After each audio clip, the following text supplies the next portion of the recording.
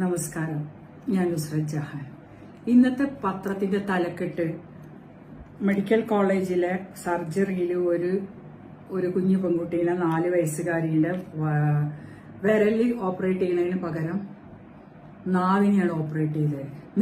Mistakes can happen in medical field, airline ഫീൽഡിലൊക്കെ. കാരണം ഒരിക്കലും ഒരു mistake, once a mistake happen we cannot correct it അല്ലെ. അതുകൊണ്ട് ഞങ്ങൾ എയർലൈൻ ഇൻഡസ്ട്രിയിൽ എന്താ പറയുക വെച്ചാൽ, you should triple check anything work you done. അതിന് നമ്മൾക്ക് ഈഗോ ഇല്ല, വലിയവനാണോ ചെറിയവനാണോ എന്നില്ല. അതങ്ങനെ ആ ഒരു ഇതനുസരിച്ചിട്ട് അങ്ങോട്ട് പോകും. അപ്പോൾ ഈ ഒരു പക്വതയിൽ കാര്യങ്ങൾ ചെയ്യേണ്ട ഒരു സിസ്റ്റത്തിനെയാണ് തകരാറാക്കിയിരിക്കുന്നത് എന്ന് നമ്മൾ ആദ്യം ആലോചിക്കണം. എപ്പോഴും ഒരു ഡോക്ടർ ആ ഒരു രജിസ്റ്റർ എഴുതിയ ആള് തൊട്ടിട്ട്, ആ ക്ലർക്ക് തൊട്ടിട്ട്, നേഴ്സ് തൊട്ട്, ടെക്നീഷ്യൻ തൊട്ടിട്ട്, പിന്നെ അനസ്തേഷ്യ കൊടുക്കുന്ന ആള് ഇങ്ങനെ പോവും അല്ലെ. പിന്നെയാണ് ഡോക്ടറുടെ കയ്യിലെത്തുന്നത്. അപ്പൊ ആ ഡോക്ടർക്ക് അത് ചെക്ക് ചെയ്യുമ്പോൾ നെക്സ്റ്റ് അടുത്തുള്ള ആളോട്, നേഴ്സ് ആണെങ്കിലും ഇതൊക്കെ ഈഗോ പ്രശ്നമാണ്. നമ്മൾ അന്യോന്യം സംസാരിക്കാണ്ടിരിക്കുമ്പോൾ ഇതൊക്കെ കൊണ്ടാണ് സംഭവിക്കുന്നത്. ഇപ്പൊ ആർക്കാ നഷ്ടം പറ്റി? ആ പെൺകുട്ടിക്കും കുടുംബത്തിനും.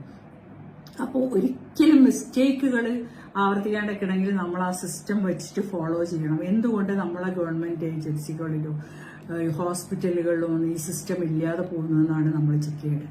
അല്ലാതെ നമ്മൾ അതിനെ പറ്റിയിട്ട് പ്രശ്നം ഉണ്ടാക്കി ഒരു ഡോക്ടറെ സസ്പെൻഡ് ചെയ്തുകൊണ്ട് കാര്യമില്ല. ആ ഡോക്ടറല്ല, ആ ഫുൾ പിന്നെ ഡ്യൂട്ടിയിൽ ഉണ്ടായിരുന്ന ആ സിസ്റ്റത്തിൽ ആരൊക്കെ വർക്ക് ചെയ്തു, A to Z അവരെയൊക്കെ കട്ട് ചെയ്യണം. അതിനൊക്കെ അപ്പപ്പ ശിക്ഷ കൊടുക്കണം. സസ്പെൻഷനോടൊന്നും അവർ പഠിക്കില്ല. കാരണം ശരിയായ മെഡിക്കൽ, നമ്മൾ പറയില്ലേ മന്ത്രവും മരുന്നും, സ്പിരിച്വാലിറ്റി ഇല്ലാതെ ഒരു ഫീൽഡിലും വിജയിക്കാൻ പറ്റില്ല. ഒരു മനുഷ്യന്റെ ആത്മീയതയും കൂടിയാണ് മെഡിസിൻ പറയുന്നത്. കൈപ്പുണ്യമുള്ള ഡോക്ടറോട് മരുന്ന് വാങ്ങണം എന്ന് പറയും പണ്ടുള്ളവര്.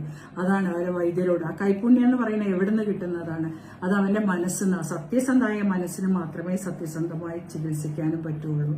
ഇതിനൊക്കെ രാഷ്ട്രീയവും കളറും മറന്ന് ഇതിനൊക്കെ ശരിക്കുള്ള ശിക്ഷ കൊടുക്കണം. ഒരു വീട്ടിൽ ഒരു ഡോക്ടർ എന്നുള്ള നിലയ്ക്ക് ഇവിടെ we have grown up in that level. Keralam എത്രയോ വലിയ ലെവലിലെത്തിയിരിക്കുന്ന ഒരു കാലഘട്ടത്തിൽ നമ്മൾ പഠിച്ചു, നമ്മളത്ര സാക്ഷരത ഇല്ല. എല്ലാം പറഞ്ഞ് നമ്മൾ UP-യിലൊക്കെ അങ്ങോട്ട് ക്യാമറ വെച്ചിരിക്കും.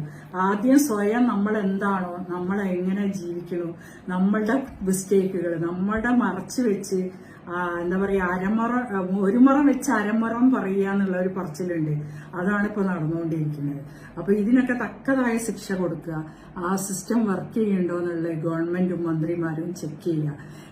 പിന്നെ എന്താ പറയാ, കൈക്കൂലി കൊടുത്തും പണം കൊടുത്തും ഒന്നും MBBS പഠിക്കാൻ പോകാണ്ടിരിക്കുക. ബാക്കിയൊന്നും പഠിക്കുന്ന പോലെയല്ല. നമ്മൾക്ക് ആ ഫീൽഡിനോട്, കാരണം ദൈവത്തിന്റെ കരങ്ങൾ എന്നാണ് ഡോക്ടറിനെ പറയുക.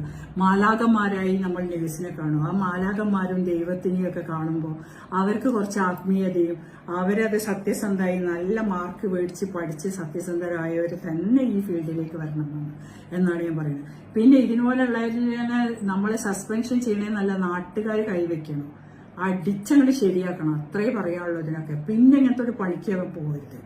അവനായാലും അവളായാലും ആരായാലും, ആരൊക്കെ അടിച്ചാലും അത് വന്നിട്ട് മെഡിക്കൽ കോളേജിൽ പോയി അടിച്ച ആരാണോ അത് ചെയ്തത്. ഇത്രയും വലിയൊരു മിസ്റ്റേക്ക് ലോകത്തിനോട് ചെയ്യുക, ഒരു ജന്മത്തിനോട് ചെയ്യാന്ന് പറയാം. ഇവർക്കൊരു നാവ് വെച്ചു കൊടുക്കാൻ അവരെ കൊണ്ട് സാധിക്കില്ല.